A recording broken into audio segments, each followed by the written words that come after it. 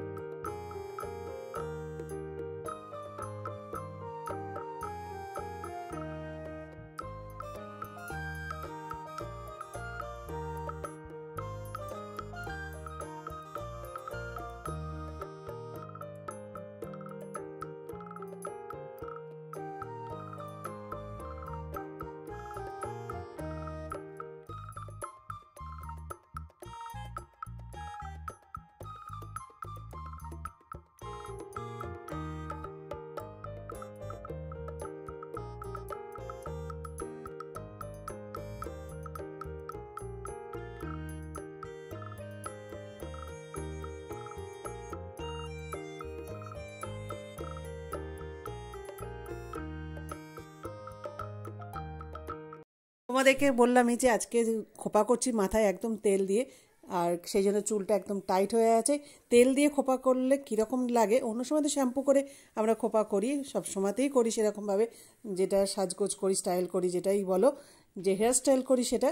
আজকে তেল দিয়ে হেয়ার স্টাইল করলে কীরকম লাগে, খোপাটা কিন্তু খুব সুন্দর হয়েছে, একদম মাথা ভর্তি করে একটা খোপা, যেটা সুন্দর লাগছে দেখতে। এর মধ্যে ইচ্ছে করলে কাটা দেওয়া যায়, বা এরকম যে ক্লিপগুলো হয় সাইড ক্লিপগুলো, সেগুলো দিলে বেশ ভালো লাগে।